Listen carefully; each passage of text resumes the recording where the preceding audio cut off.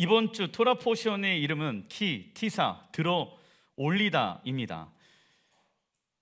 키티사의 히브리어 키는 무엇을 하게 되어졌을 때, 그리고 히브리어 티사는 무엇을 세다, 숫자를 세다, 들어 올리다의 이름을 가지고 있습니다. 그래서 여러분들, 하나님은 우리의 삶을 무엇하고 계십니까? 세고 계신다. 너 10대에 어떻게 살았니? 너 20대에 어떻게 살았니? 너 30대, 40대, 50대, 60대에 어떻게 살았니? 물론 우리는 예수와의 보혈을 통해서 우리의 과거에 하나님을 떠났던 우리의 모든 삶을 주님은 다 십자가에 못 박으셨습니다. 할렐루야. 그렇다라고 하면은 우리는 그 구원이 시작되어지고 난 이후에 우리의 삶은 어떠한 믿음의 삶을 살았는가를 하나님이 보고 계신다라는 것입니다. 이것이 키, 티사, 무엇을 하게 되어졌을 때 그것들이 올라가게 되어지더라. 이 땅에서 우리가 하나님의 말씀에 순종하게 되어지면 그거에 대한 순종의 보상들이, 믿음의 보상들이 하나님 나라에 다 무엇 되어지고 있습니까? 키, 티사, 카운팅 되어져 가고 있다는 것을 여러분들이 알고 계시길 주의 이름으로 축원드립니다. 그래서 우리의 인생 가운데 믿음으로 살아갔던 거룩한 유업이 우리 안에 있어야 하는 것이다. 그래서 그러한 자를 성경에 요한계시록에 보게 되어지면 어떠한 자라고 나와 있습니까? 승리하는 자, 이기는 자. 우리는 이기는 자로 주님 앞에 설 준비를 해야 하는 것입니다. 하나님은 이스라엘 자손의 숫자를 조사하시면서 한 사람 한 사람을 하나님께 올려 드릴 때 하나님은 그들을 취하시고 계신다. 그러나 죄인은 하나님께 올려질 수 없기에 죄를 대속하고 목숨을 위한 몸값을 지불해야 했다. 그래서 생명의 속전으로 반세케를 성소를 위해 내도록 하십니다. 속전, 히브리 원어로 고페르입니다.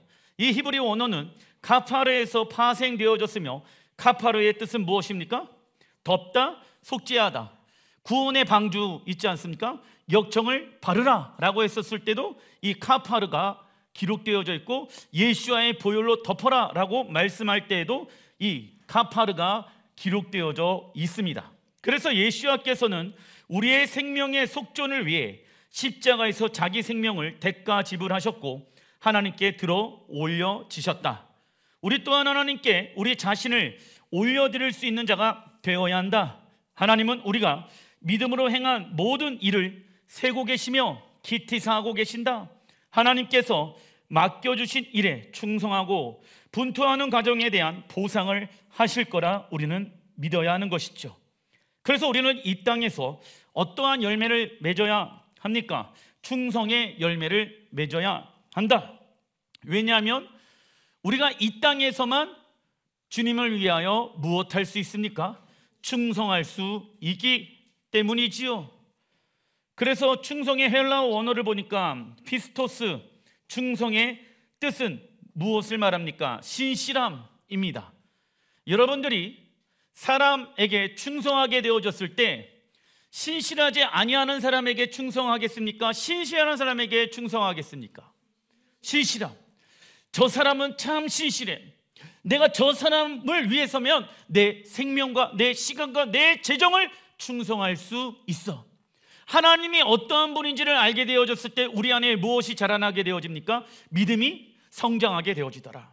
그래서 그 하나님을 알게 되어진 사람은 믿음이 성장하고, 그 하나님이 어떠한 분이신지를 알기에 신실하신 하나님은 나를 보호해 주시고 나를 지켜주시고 나와 함께 하신다는 것을 나는 믿기에 나는 그분을 향해 무엇을 하게 되어집니까? 충성하게 되어지더라. 신실함이란 견고하여 믿을 수 있는 것을 뜻한다. 하나님은 신실하신 분이기 때문에 우리가 의지할 수 있으며 신뢰할 수 있으며 우리의 충성의 대상이 될 수 있는 것입니다. 그래서 충성은 누가 시켜서 되는 것보다 충성의 대상이 얼마나 신실하느냐에 따라 우리의 무엇을 드릴 수가 있게 되어집니까? 생명을 드릴 수가 있게 되어지는 것이죠. 그분을 얼마나 알면 알수록 그분이 얼마나 신실하며 그분이 얼마나 위대하며 그분의 사랑이 얼마나 큰지 아는 사람은 자신의 생명을 주님께 드리기 시작합니다. 그러나 우리를 하나님 앞에 충성하지 못하게끔 방해하는 것들이 있다. 충성의 반대말은 무엇일까요? 게으름. 충성하지 못하게끔 우리를 게으르게 하는 영적인 세력들이 있다. 게으름은 단순한 인간 성향의 문제가 아니다. 마음의 뿌리를 내는 무엇입니까? 그릇된 자기사랑, 하나님보다 자기 자신을 더 위하는 것이죠. 게으른 자의 히브리 원어를 보니까 아첼이며, 이 히브리 원어는 아찰에서 나온 말이다. 아찰의 뜻은 한가하게 기대다, 늦추다, 머뭇거리다. 게으른 자는 자신이 가정과 직장과 교회에서 해야 할 일들을 회피하는 방식으로 바로 무엇을 냅니까? 핑계를 내기 시작한다. 그래서 게으른 자일수록 핑계가 많고 변명이 많다. 즉 몸은 게을러도 혀는 게으르지 않는다는 거예요. 누가? 충성하지 않은 자가. 변명은 많다. 그런데 뭐가 게을러요? 몸이 게으르다. 그러면서 이것저것 핑계를 대기 시작한다. 내가 못하는 이유는요, 내가 충성하지 못하는 이유는요, 이것 때문에 그래요, 저것 때문에 그래요. 그래서 무엇을 보지 못합니까? 나 자신을 보지 못하더라. 직면해야 되는 거예요. 무엇을 통해? 하나님의 말씀을 통하여서 우리의 삶이 직면되어야 된다. 아, 내가 하나님 앞에 충성되어지지 못하고 있구나. 내가 하나님 앞에 머뭇거리고 있구나. 내가 하나님 앞에 게으르고 있구나. 이러면은 하나님 앞에 충성할 수가 없다라는 것이죠. 출애굽기 30장 12절의 말씀, 내가 이스라엘 자손의 수요를 조사할 때 이 말씀을 히브리 원어로 보게 되어지면 키티사, 들어 올릴 때 에트, 무엇을, 로시, 머리 적어놔 주십시오. 그래서 월삭을 로시 호다시라고 이야기하죠. 로시는 머리이며 베네는 아들들, 그리고 뒤에 이스라엘이라고 원어가 기록되어져 있습니다. 그래서 원어의 해석을 보게 되어지면 하나님께서 이스라엘 백성들의 아들들의 머리를 셀 때 그들을 하나님 나라로 들어 올리신다입니다. 그런데 아들들이라고 나와 있는데 복수죠. 이스라엘의 아들들. 그러면은 그것은 이스라엘만 포함되어져 있는 것이 아니라 그 안에 누구도 포함되어져 있는 것을 내포합니까? 예, 열방 교회들이 이스라엘의 아들들로 무엇되어진다? 카운팅 되어질 때가 오고 있다라는 것이죠. 그리고 히브리어 로시, 머리는 단수인데 베네 이스라엘은 이스라엘의 아들들, 복수를 말하고 있습니다. 이는 열방 교회가 예수와의 피로 인해 이스라엘의 아들들로 변화되어 하나님께 들여 올려질 것을 의미하고 있다. 이때 우리가 조심해야 할 영역이 있습니다. 사무엘상 14장 6절의 말씀 읽어보겠습니다. 여호와의 구원은 사람이 많고 적음에 달리지 아니하였느니라. 아멘. 여러분들, 하나님이 보셨을 때 중요한 것은 머리의 개수가 아니다. 큰 교회, 작은 교회, 큰 사역, 작은 사역. 그런데 하나님 말씀하시죠. 너희들이 사역도 많이 하고 교회도 부흥시키고 많은 선교도 하고 일을 하고 있는데 무엇을 잃어버리게 되어집니까? 주님을 향한 첫사랑을 잃어버리게 되어졌도다. 하나님 말씀하시는 거예요. 그 사랑이 어디에서 떨어졌는지를 살펴보아라. 사역도 중요해. 하지만 그 중심 가운데 무엇이 더 중요합니까? 주님을 향한 사랑, 하나님을 향한 사랑이 더 중요한 거야. 사역을 하면서, 기도를 하면서, 예배 사역을 하면서, 춤추면서 하나님을 향한 사랑이 더 중요한 거야. 사람의 머릿수가 중요한 게 아니야. 왜? 전쟁은 만군의 하나님께 달려있기 때문이야. 마지막 때 교회는 무엇이 많아지기 시작합니까? 불법이 많아지기 시작할 것이다. 그런데 교회 안에서의 불법은 무엇을 말합니까? 하나님 나라의 백성들이 하나님의 법에 의해 살아가는 것이 아니라 내가 주인되어진 생각으로 살아가기 시작한다. 그 결과 무엇에서 멀어지기 시작합니까? 서로 사랑이 식어지더라. 왜? 하나님의 말씀에 순종하는 것과 하나님을 향한 사랑하는 것은 서로 연결되어져 있습니다. 하나님을 사랑한다라고 하는데 하나님의 말씀에 순종하지 않아요? 그 사람은 사실 속고 있습니다. 자신의 잘못된 종교적인 행위와 자신의 생각에 나는 그래도 하나님 사랑하고 있어요, 목사님. 아니죠. 왜? 하나님 말씀에 순종하다 보면 점점점 더 하나님을 사랑하게 되어지고 점점점 더 하나님의 사랑 가운데 있는 사람들은 그 예전의 행위보다 이후의 행위가 더 커지게 되어진다. 그래서 무엇을 맡겨드리기 시작합니까? 생명을 다 주님께 맡겨드리기 시작한다라는 것이죠. 이게 서로 연결되어져 있다. 한국교회 하나님의 특별한 은혜로 말미암아 대한민국의 교회의 숫자와 성도의 숫자는 기하급수적으로 늘어나게 되어졌습니다. 하나님의 특별한 은혜이지요. 그런데 교회가 하나님의 말씀을 떠나 살아가게 되어지면은 그 대한민국 교회 가운데 부어졌던 그 촛대는 어떻게 되어집니까? 옮겨지게 되어지더라.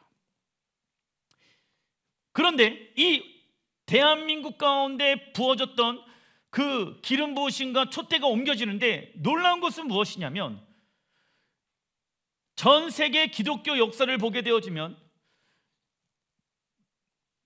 부흥이 어디에서 터지게 되어집니까? 갈릴리에서 터지게 되어집니다. 수천 명의 사람들이 예수를 믿고 구원받게 되어지죠.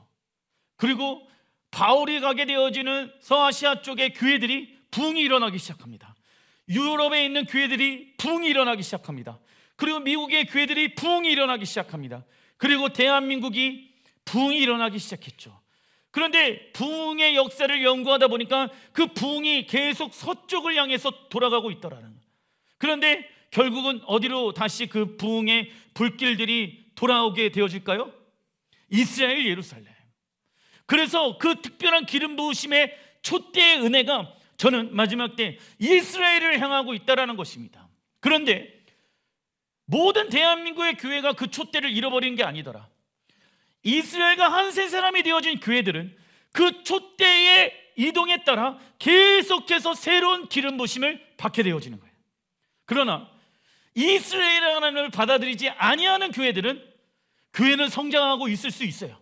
사람의 머리는 숫자는 커져가고 있을 수 있고 사역은 커질 수 있습니다. 그러나 기름 부으심이 없기에 그 모든 행위들은 종교적인 행위로 끝날 확률들이 매우 높은 것입니다. 그래서 여러분들이 마지막 때 끝까지 내가 그 촛대의 기름 부으심 가운데 있기를 원한다. 감난으로 짠 순수한 기름 부으심을 여러분들의 심령 가운데 담아야 하는 것이다. 감난의 기름은 무엇을 말합니까? 하나님은 이스라엘 백성들을 통하여서 세상에 무슨 역할로 부르셨습니까? 빛의 역할을 부르셨다. 빛이 계속해서 열방 가운데 비춰지기 위해서는 계속 감난으로 짠 그 기름이 이스라엘 가운데 공급되어야 된다. 그 기름 부으심은 하나님의 말씀에 순종한 자들에게 임하게 되어지는 거예요. 그러면은 그 사람들에게 통하여서 이스라엘을 통해서 온 열방이 빛 대신 하나님의 말씀 가운데 자신의 삶들을 비추기 시작하는 것이죠. 그래서 우리 안에는 계속 감난의 기름이 우리 안에 있는가 없는가를 점검해 봐야 하는 것입니다. 모든 전쟁에서 승리는 사람의 숫자나 무기로 결정되어지는 것이 아니라 오직 하나님에 의해 결정되어진다. 그러나 다윗은 하나님보다 사람과 무기를 의지하였고 그 결과 10만 명의 이스라엘 백성들은 하나님의 심판을 받게 되어집니다. 그래서 우리는 눈에 보이는 사람과 재정의 숫자를 보고 무엇을 갖고 있으면 안 된다? 안정감을 가지고 있어서는 안 된다. 저도 아직까지도 이 영역의 싸움을 하고 있더라. 눈에 보이는 숫자, 사람의 숫자, 통장에 찍히는 재정의 숫자, 그 숫자에 묶이면 안 된다라는 거예요. 왜요? 내 삶은 여호와 하나님께 달려있기 때문에. 근데 눈이 있는데 어떻게 목사님 못 봐요? 어떻게 안 봐요? 눈이 달려있으니까 보여요, 안 보여요? 보이지. 그런데 믿음으로 바라봐라. 육으로 바라보면 목회가 어떻게 되어질까요? 쫄린다, 불안해하다. 아시겠죠? 그래서 저는 그러한 훈련을 받고 있지 않나. 사역을 하면서, 예배를 드리면서 사람을 보지 말고 하나님을 바라봐라. 교회를 이끌어가는 분은 하나님이시다.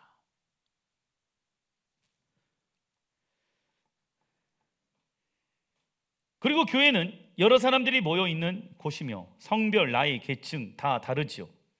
이러한 다양성을 가진 교회 공동체가 예수야를 무엇으로 두면 하나 되어질 수 있을까요? 머리. 예수야를 왕으로, 예수야를 머리로 두면 우리는 하나 되어질 수 있다. 근데 문제가 뭡니까? 혼과 감정이 계속 부딪히면, 내가 머리가 되어지면, 내가 감정이 내 우선순위가 되어지면 하나 되어질 수 있다, 없다? 없다. 그래서 우리가 어떻게 생각하고 느끼고 가치를 여기는 것의 기준은 무엇이 되어야 합니까? 하나님의 말씀. 그러니까 헛된 감정, 상한 감정, 내가 피해본 감정, 이런 것들이 있잖아요. 그런데 우리가 그러한 감정들이 살아 있습니다. 그 살아있는 게 잘못된 건 아니죠. 하지만은 그 감정을 오랫동안 내 마음 가운데 두어서는 안 된다. 하나님의 말씀으로 자꾸 내 마음을 어떻게 됩니까? 바꾸어야 하는 것입니다. 그 결과 우리는 생명을 얻되 더 풍성한 삶을 살아가게 되어질 것이다.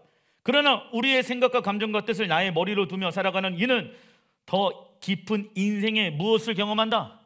절망을 경험하게 될 것입니다. 우상 숭배라는 것은 하나님의 뜻보다 자신의 뜻을 위에 두는 것을 말합니다. 무언가 형상을 만들어 놓고 거기에다가 절하는 것도 우상 숭배이지만, 성경에서 말하고 있는 우상 숭배는 하나님의 뜻보다 나의 뜻을 더 위에 두는 것이 무엇이다? 우상 숭배인 것이죠. 즉 하나님의 뜻을 따라 가기보다는 자신을 섬기는 행위가 우상 숭배입니다. 그러므로 하나님께서 이스라엘 백성들에게 토라를 주신 이유는 옛사람의 행위를 버리고 하나님 나라의 백성답게 살아가기 위함입니다.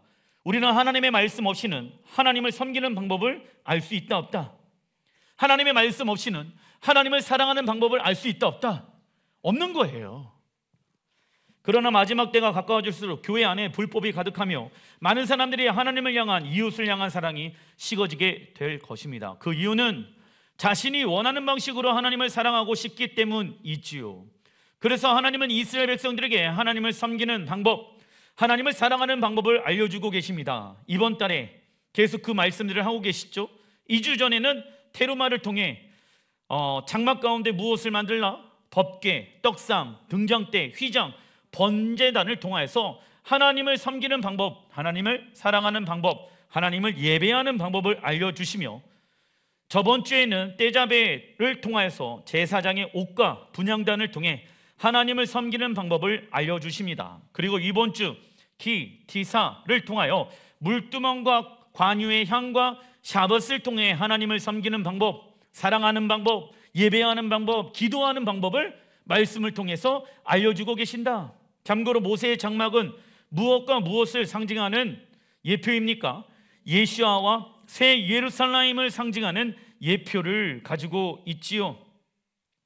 그래서 하나님이 제사장들에게 다음과 같이 나를 사랑하라 라고 말씀하고 있습니다. 출애굽기 30장 18절 읽어보겠습니다. 너는 물두멍을 노수로 만들고 그 받침도 노수로 만들어 씻게 해야 돼. 그것을 회막과 제단 사이에 두고 그 속에 물을 담으라. 아멘. 하나님은 물두멍을 노수로 만들라고 말씀하신다. 당시 노수는 거울의 용도로 사용되어졌으며, 거울은 자신의 모습을 비추어 보는 도구이다. 즉 구원이 시작된 아론과 그의 아들들은 성소에 들어가기 전 물두멍에서 손과 발을 씻을 때 자신의 연약함, 죄의 모습, 허물을 비추어 봐야 했습니다.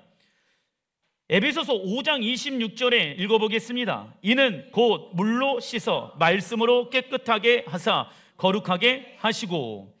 바울은 구원이 시작된 자가 물두멍에 물로 씻어 하나님의 말씀으로 무엇하라? 정결케 하고 거룩하게 하라 라고 말씀하고 있습니다. 즉 여러분들, 물두멍은 하나님의 말씀을 통하여서 내 삶을 비추어 보는 기구인 거예요. 물론 여러분들 물두멍 앞에 서기 전에 이미 번제를 하나님 앞에 드리면서 자신의 죄를 올려드리게 되어졌죠. 하지만 다시 한번 그 죄의 영역을 무엇으로 비추어 봐라. 물로, 하나님의 말씀으로 너의 삶을, 너의 생각을, 너의 뜻을 비춰봐라. 왜? 육신의 생각으로 가득 차 있는 상태에서, 감정이 내 육신으로 가득한 상태에서는 주님의 지성소 가운데 들어갈 수 있다 없다? 없다. 한계가 있다라는 거예요.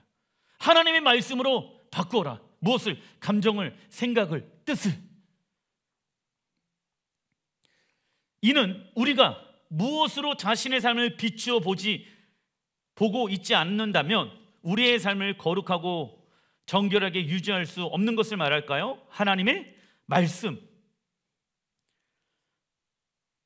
그래서 물두멍 앞에 서는 연습을 하지 않는다라고 하면 그 결과 신랑 하나님이 계시는 어디 안으로 들어가지 못합니까?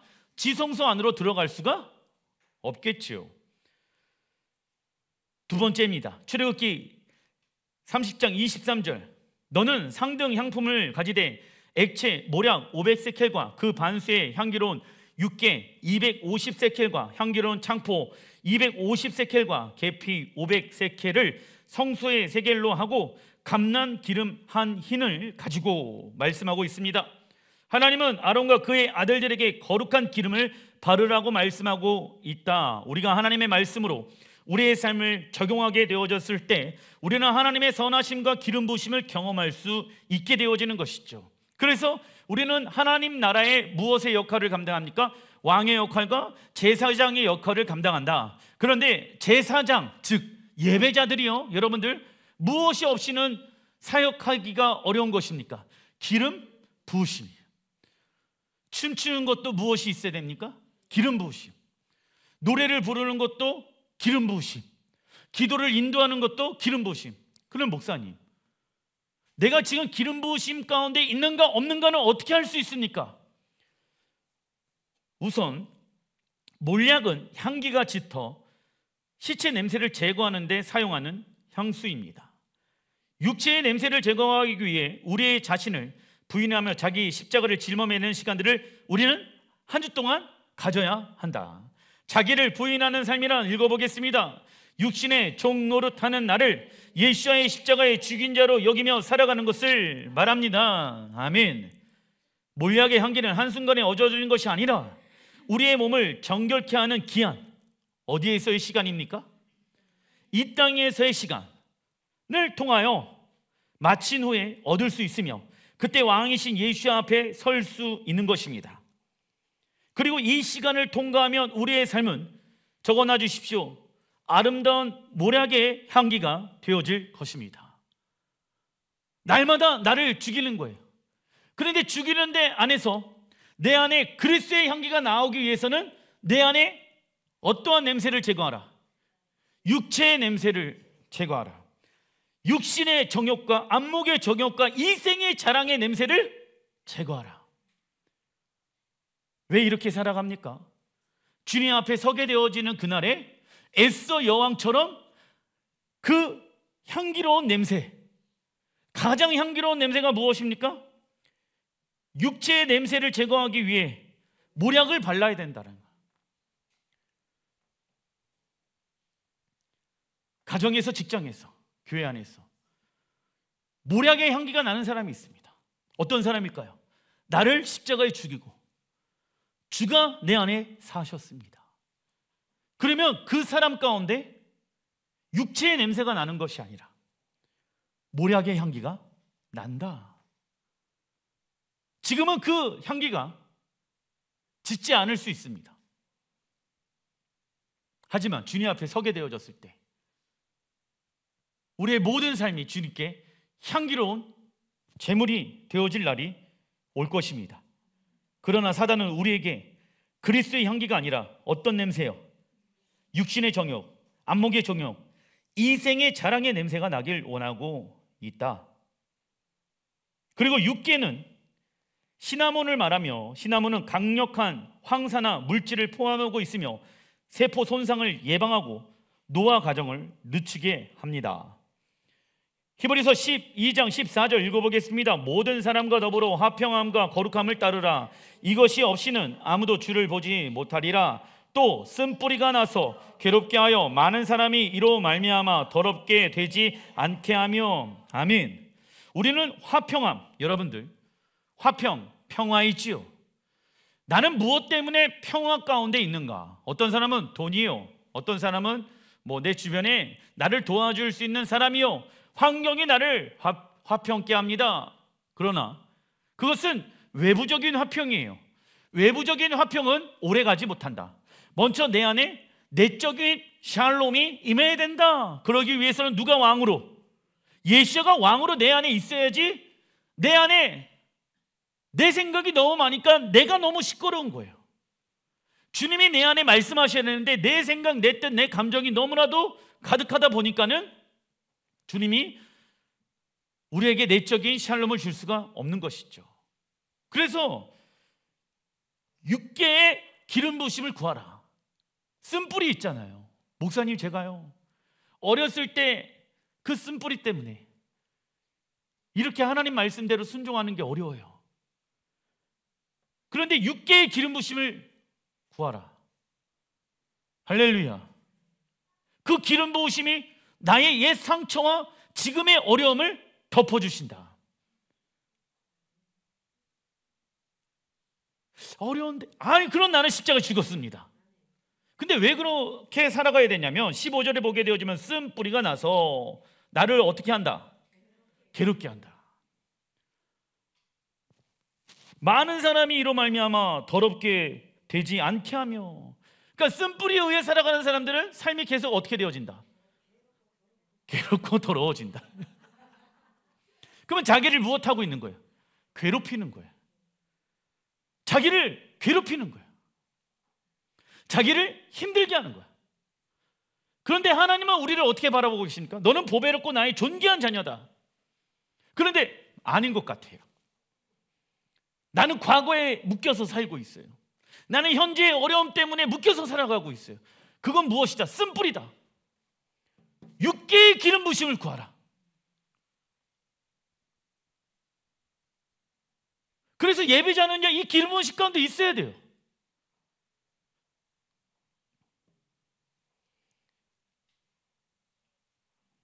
우리 안에 무엇을 제거해야 된다? 쓴 뿌리. 이것은 자동으로 되는 것이 아니죠. 우리가 하나님의 말씀에 순종하다면 우리 육신의 것들이 정리되기 시작하며 샬롬이 임하게 될 것입니다. 그리고 다음은 창호입니다. 250세켈의 향기로운 창호를 가지고 기름을 발라라. 창호는 갈대를 말하며, 갈대는 늪지대에서 솟아오르는 식물이죠. 그래서 어둠 가운데 있는 이 갈대가 위로 올라오잖아요. 적어놔 주십시오. 이 식물은 돌파, 기름 부으심을 의미합니다.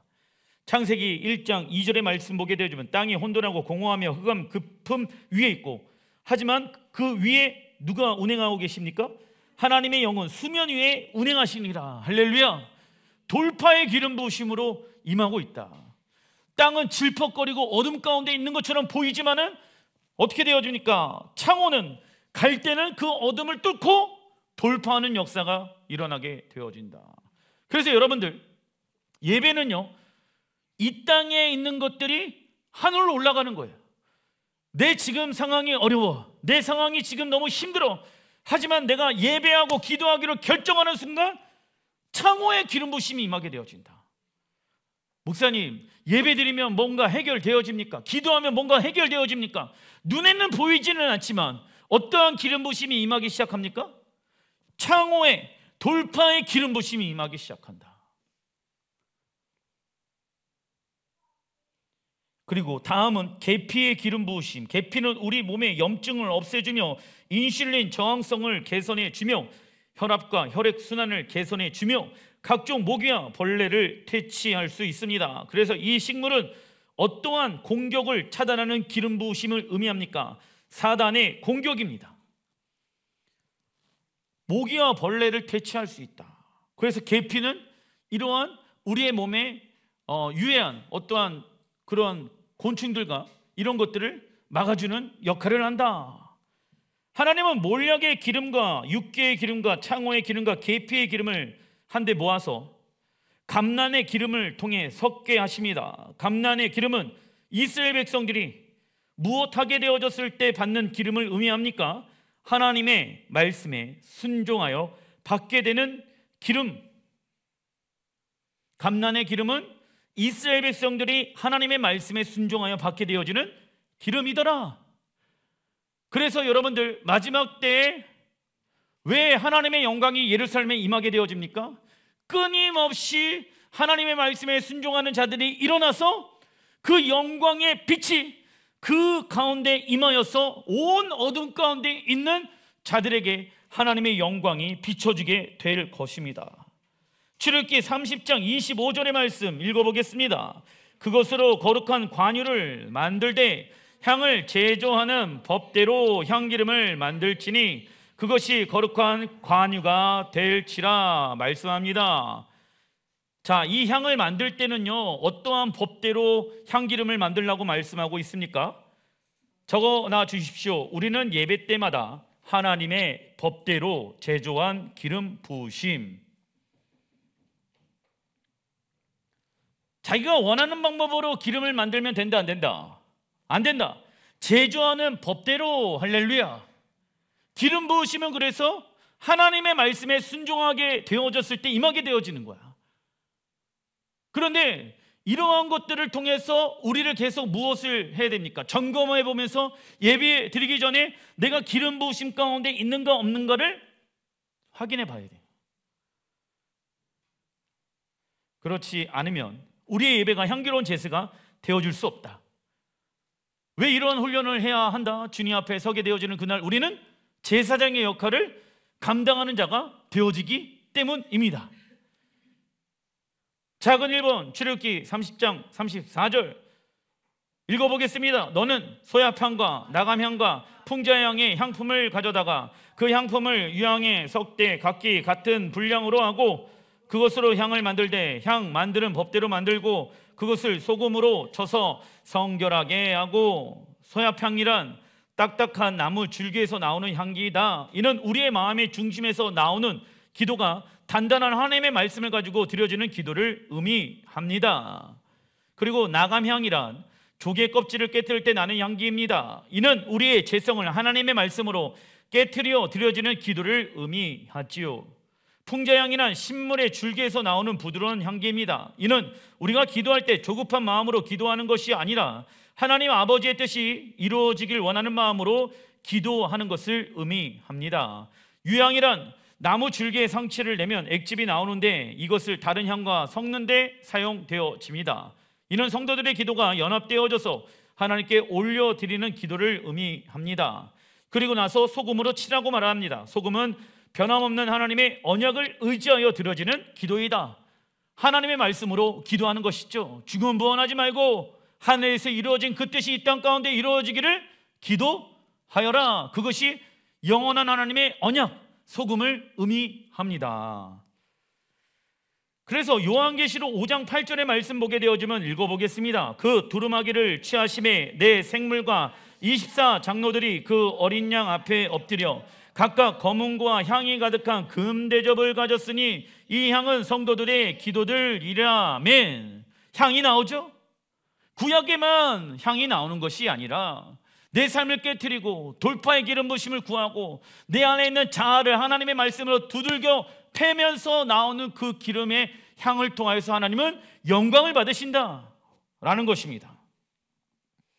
하나님의 보좌 앞에 검은고와 금대접이 있지요. 검은고는 하나님께 드려지는 찬양을 의미하며 금대접은 성도들의 기도와 중보를 의미한다. 즉 우리의 찬양과 기도가 하나님께 드려지는 거룩한 무엇이 되어줄 수 있습니까? 향이 되어줄 수 있는 거예요. 그런데 중요한 것은 무엇을 놓치지 말아야 되냐면 하나님의 법대로 하나님의 말씀대로 내 삶을 돌이키면서 기도하고 예배해야 된다는 거야. 내가 원하는 방법으로 예배드리는 게 아니라. 그래서 이번 주 말씀의 토라 포션에 보게 되어지면 금송아지가 나오는 거야. 하나님이 원하는 방법으로 예배를 드려라, 법대로 제조한 기름을 섞어라 라고 얘기하고 있는데 내가 원하는 방법으로 예배한다, 이런 기름 부으심 글쎄 나는 뭐 이런 것까지 언제 구하냐. 세 번째, 어떻게 하나님을 사랑하라. 출애굽기 31장 13절 읽어보겠습니다. 너는 이스라엘 자손에게 말하여 이르기를 너희는 나의 안식일을 지키라. 이는 나와 너희 사이에 너희 대대의 표징이니 나는 너희를 거룩해 하는 여호와인 줄 너희가 알게 함이라. 아멘. 하나님은 시내산에서 성막에 관한 모든 계시를 마친 후에 샤밧의 명령을 말씀하신다. 하나님은 샤밧을 가리켜 나의 무엇이다? 안식일이다. 그래서 샤밧은 이스라엘과 유대인의 안식일이 아니라 누구의 안식일입니까? 여호와의 안식일이다. 아시겠죠? 왜 유대인이 지키는 안식일을 지키냐라고 이야기하는 사람들이 있어요. 그죠? 그런데 성경은 유대인들의 안식일이라고 나와 있지 않습니다. 여호와의 안식일이다. 그 안식일은 바뀐 적이 있다 없다? 왜? 너희는 나의 안식일을 지키라. 이는 나와 너희 사이에 너희 대대의 표징이니. 따라해 주십시오. 안식일을 지키면 우리가 평안합니다. 평안하길 원하십니까? 그러면 안식일을 지켜야 돼요. 이게 진리예요. 그런데 많은 사람들은 놀러 다니고 돈 벌러 다니고 세상의 것으로 샬롬을 만들려고 노력한다. 근데 그 샬롬은, 내가 만들어낸 샬롬은 결국 오래가지 못한다. 샤밧이 있기에 우리는 평안함을 누릴 수가 있습니다. 이 세 가지가 우리가 하나님을 섬길 수 있는 방법인 거예요.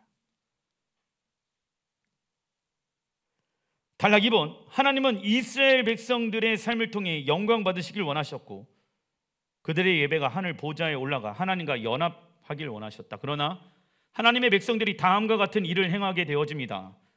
출애굽기 32장 1절의 말씀, 백성이 모세가 산에서 내려옴이 더딤을 보고, 뭐야? 더디다. 이게 무슨 얘기냐? 기도 응답이 더딘다라고 해갖고 하나님 앞에 시험 들 필요가 있다 없다? 없다. 백성이 아론에게 일러 말하되 일어나라, 우리를 위하여 우리를 인도할 신을 만들라.